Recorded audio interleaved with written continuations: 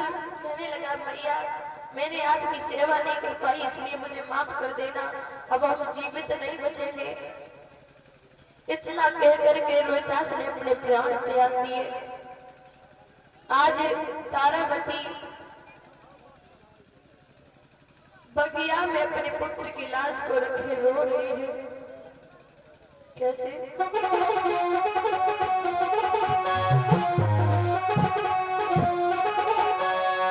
कि तारा बगिया में रोती खड़ी,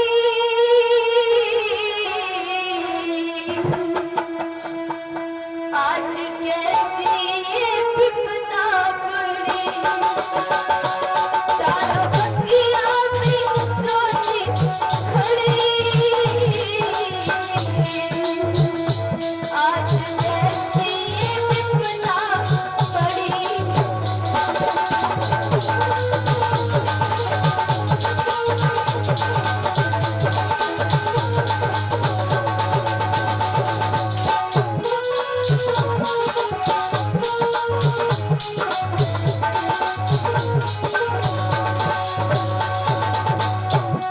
और तारावती कहने लगी प्रभु हमने ना छोड़ा तुम्हें, तुमने हमको छोड़ दिया। प्रभु हमने ना छोड़ा तुम्हें, तुमने हमको छोड़ दिया। ऐसी क्या बता बदली, आपको बोल दिया।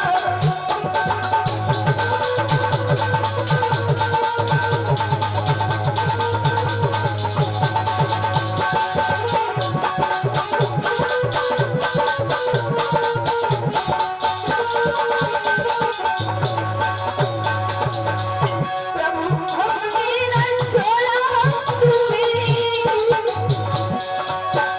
तुमने हमको छोड़ दिया। ऐसी क्या बता बदली, आपको बोल दिया। रुपया ये तुम्हारे खड़ी, रुपया ये तुम्हारे खड़ी, आज कैसी विपदा पड़ी। तारा बगिया में रोती खड़ी, आज कैसी विपदा पड़ी।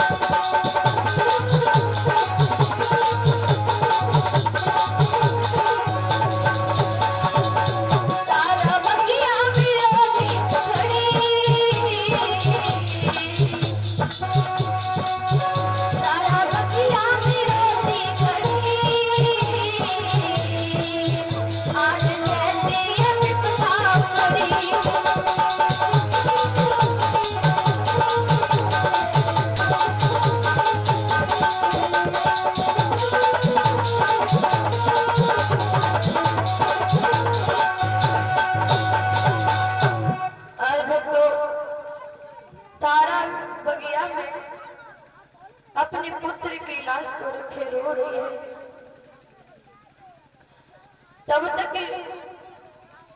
बाग का माली आ गया, कहने लगा बहन अगर तुम इस रास को रखो रहेगी तो ये लाश खराब हो जाएगी। तो तारावती कहने लगी कि जो भी हमारा सहारा था उसे मैंने खो दिया है।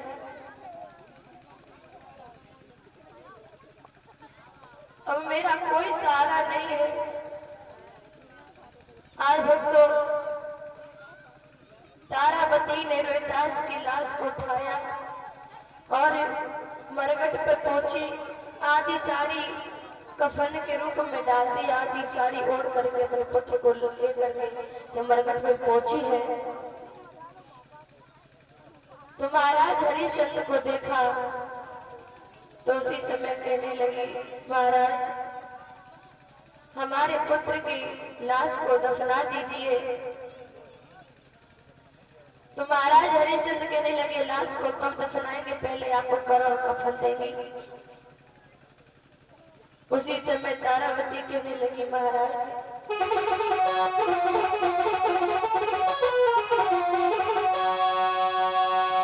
कि हम पे विपदा पड़ी और पिया तुम कठिन में जठानी।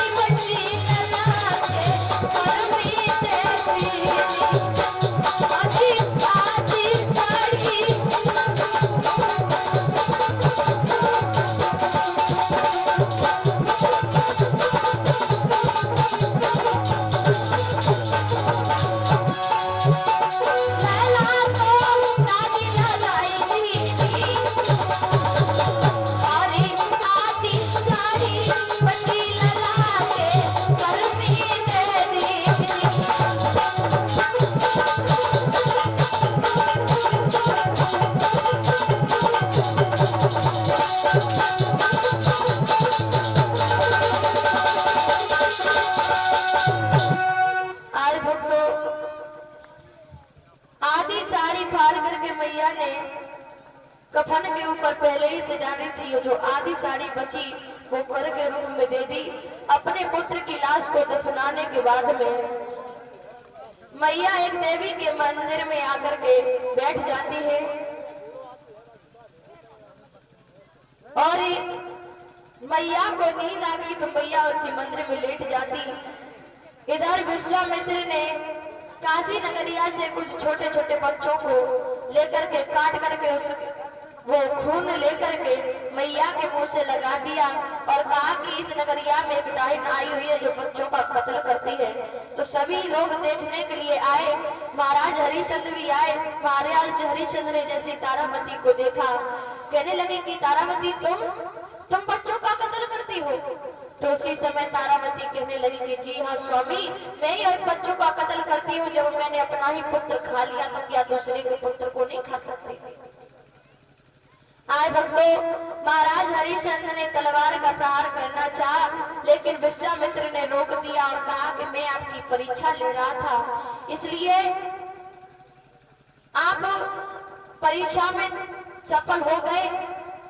आप मैं आपका राज्य वापस करता हूँ। और जब तुम आए थे तब 3 प्राणी थे, अब एक प्राणी कहाँ पर है? तो उसी समय तारावती कहने लगी कि हमारा पुत्र इस दुनिया में नहीं रहा। विश्वामित्र कहने लगे तुम अपने पुत्र के लिए आवाज लगाओ। जैसे ही तारावती ने पुत्र के लिए आवाज लगाई तो रोहिदास हाय माँ करते हुए भैया की गोदी में आ जाते हैं। विश्वामित्र ने कहा कि हमसे कुछ वरदान मांग लो। तो हरिश्चंद्र कहने लगे कि हे बाबा जी, अगर आप देना चाहते हो तो मुझे ऐसा वरदान दें। मैं आपसे मांग रहा हूं कि मुझे हर जन्म में यही पुत्र और यही पत्नी मिले। आज भक्तों, तीनों प्राणी अयोध्या के लिए लौट आते हैं। इसी वंश में एक सगर नाम के राजा हुए। इसी वंश में एक भागीरथ के नाम के राजा हुए, जो गंगा को सड़क से पृथ्वी पर लेकर के आए। इसी वंश में खटवाग नाम के राजा हुए, उनके रघु हुए, रघु के अज हुए, अज के दिलीप हुए और दिलीप के महाराज दशरथ हुए। दशरथ की 3 रानियां थी, कौशल्या, केकई और सुमित्रा। इनके कोई संतान नहीं थी। एक बार महाराज ने सोचा कि हमारे कोई संतान नहीं है, चलो गुरुजी के पास में पहुंचे। तो गुरु जी ने कहा कि तुम आप श्रृंगी ऋषि के द्वारा यज्ञ करवाएं, पुत्र यष्ट यज्ञ, तो आपके यहाँ पर संतान अवश्य पैदा होगी। जब यज्ञ करवाया तो यज्ञ पुरुष भगवान खीर का कटोरा लेकर के और प्रकट हो जाते हैं और कहा अपनी तीनों रानियों को खिला देना। तो वो खीर का कटोरा लेकर के महाराज दशरथ जी जब पहुंचे हैं अपनी रानियों के पास में, आधा भाग केकई को दे दिया, आधा भाग कौशल्या को दे दिया। सुमित्रा को जब नहीं दिया तो सुमित्रा ने अपने से आधा आधा भाग, अरे कौशल्या केकई ने अपने में से आधा आधा भाग सुमित्रा को दिया। तो समय आने पर जो महाराज एक पुत्र के लिए तरस रहे थे, उनके यहाँ पर 2 नहीं बल्कि 4 पुत्र प्रकट हो जाते हैं। बोलिए वृंदावन बिहारी लाल की, बोलिए रामचंद्र महाराज की।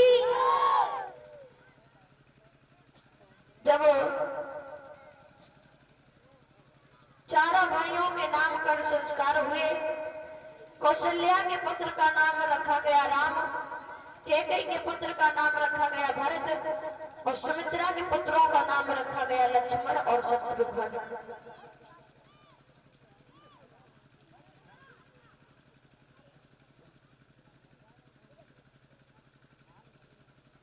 और इसी बीच में योगेश चौधरी, जो इसी गांव के रहने वाले हैं, ये मुझे 51 रुपए से सम्मानित कर रहे हैं और कह रहे थे आला में छाप लगा दो है। चलो तुम्हारी बात में लगा दी। और हरमान सिंह दोहरे बलखंडपुर के रहने वाले हैं, ये मुझे 500 रुपए से सम्मानित कर रहे हैं। और मुकेश बाबू बलखंडपुर, ये 200 रुपए से सम्मानित कर रहे हैं। भगवान से ये प्रार्थना है कि धर्म काम में ऐसी आगे बढ़ते रहे, कभी धन दौलत की कमी ना हो, यही भगवान से प्रार्थना और कामना है। कृपया करके इनके लिए ताली बजा दे।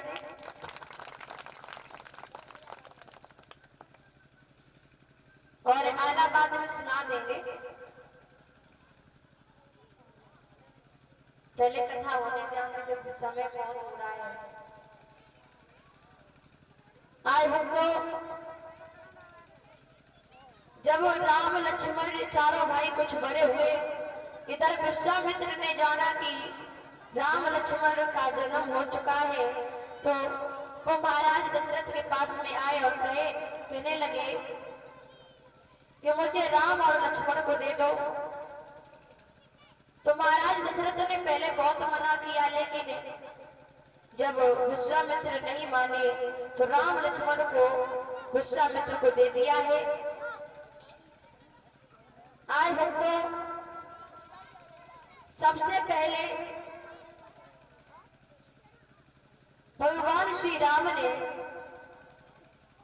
तारिका का वध किया, उसके बाद में राक्षसों का वध किया। मारीच को अपनी बाण की नोक से 100 योजन दूर फेंक दिया, जो लंका में गिर गया। लंका में आज भक्तों, एक बार की बात थी, जो महाराज जनक के जनकपुरी में जो महाराज जनक रहते थे, इनकी पुत्री का नाम था सीता। सीता एक बारी सीता की मां घर पे नहीं थी, तो सीता ने एक बार घर को लीपा, तो जिस धनुष को रावण ने हिला नहीं पाया था, उस धनुष को सीता ने एक हाथ से उठा लिया। ये सब दृश्य जनक जी देख रहे थे।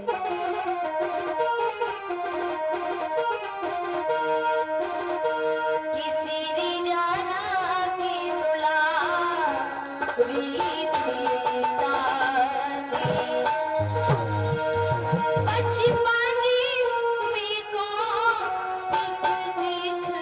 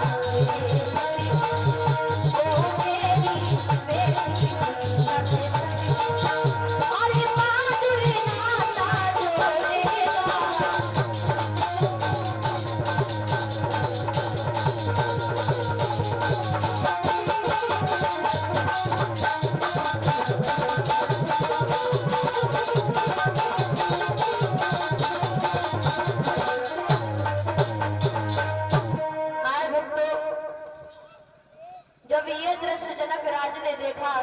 जनक राज अपने दरबार में पहुंचे और दरबार में जितने भी लोग बैठे थे उनके सामने कहा है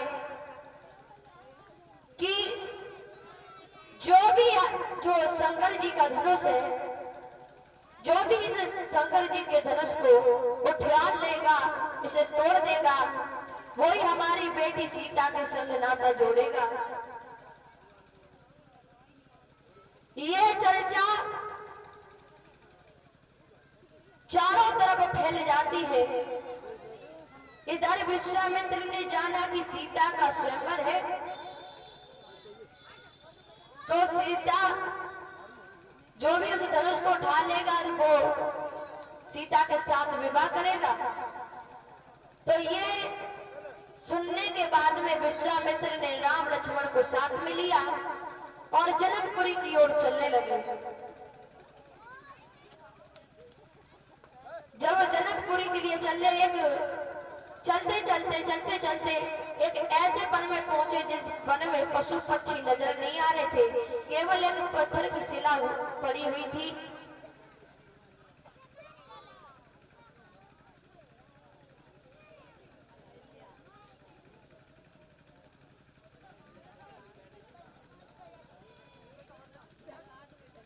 और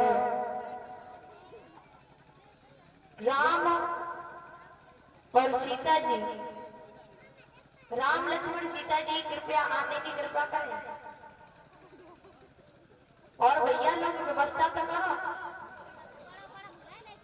क्या ऐसी सीता को मैं कर रखती पे स्टेज पर सजा।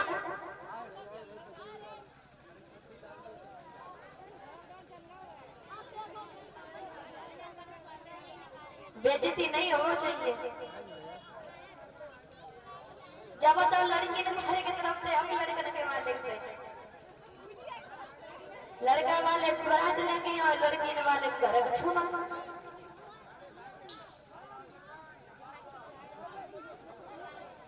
इधर तक पड़ा हुआ है, ऐसे लगवा दीजिए।